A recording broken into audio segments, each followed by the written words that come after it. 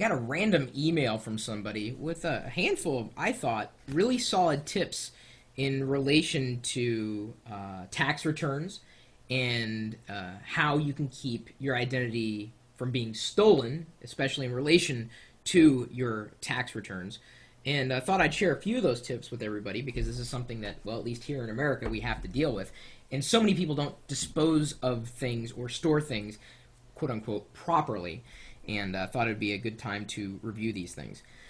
So, one of the first points that this person makes is that when you're storing a copy of your tax return on your computer, try to secure it with a password, a very complex password. You don't want to use a password that's very easily guessed. Of course, you never want to use the word password as a password. We've done password making tips before in the past. But you want to make sure that if that document is ever leaked or put online or shared, that the information is benign or that they can't get into it without knowing even more information. So always password protect those kinds of sensitive documents. And the same holds true that I don't know if I were you, I would store a lot of those documents not so much in your home. And if you do store them inside your home, store them inside a waterproof safe or in a safety deposit box off-site. If you do decide, and this is a second point here, if you do decide to delete or erase that document, either use the erase tool, which is downloadable for Windows, it's freeware, actually I think it might be open source, or just using the secure delete option inside of Mac OS X. It's built into the OS there, at least for Mac users. Securely delete those files. You can't just throw them in the recycle bin, quote unquote, the trash bin, and then empty it and then expect that it's completely gone. You want to make sure it is gone. Securely deleted. The position at where it existed on the hard drive has been written over several times so that there's no way that information could be recovered. So if you are going to delete, do it that way. Same goes with a shredder. You don't just throw a document into the trash or recycle bin. Shred it first. And maybe you could use some of your tax refund to buy a better shredder for next year or, right now, because let me tell you, you need to be shredding everything that you get that you don't want to keep. Another thing to note, you should ignore all refund or warning or rebate emails that are claiming to come from the IRS. You never click the links that come in through email, especially if they claim to be coming from an official source. It may look legit, and we've warned you guys about this in the past. You don't click on any link in email unless you know that came from the sender. You're verifying the link that you're clicking on. My suggestion, if you get a warning message like that, verify it on the official site. So go to irs.gov and look there. Don't click on any link. I mean, it takes nothing to type in irs.gov or go to Google and type in IRS and look for it.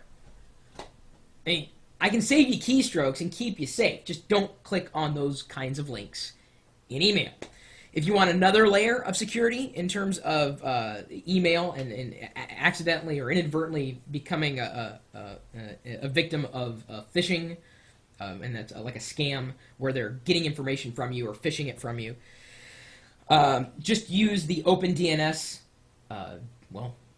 It's not really software. It's a service. It's a free service that I've talked about before in this video. Just check out opendns.com for more information and how you can install that or get it running for your home network to keep your entire family safe.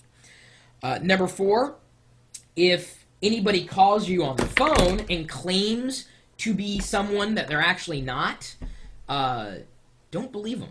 I mean, even if they know information about you, they say, oh, well, they would be the only people who would know this. Don't give any information over the phone. Don't. Just don't. It's a dumb idea. Whenever anybody calls me and asks me to either sign up for something, and you've heard it, sometimes on the live stream, people will, call in and say, hey, buy a subscription for this, or we can upgrade that, or this. No. I will seek you out after doing my research. One thing that stops them dead is you say, well, could you give me a website? Where's the web? Well, we can't do that. Red flag right away.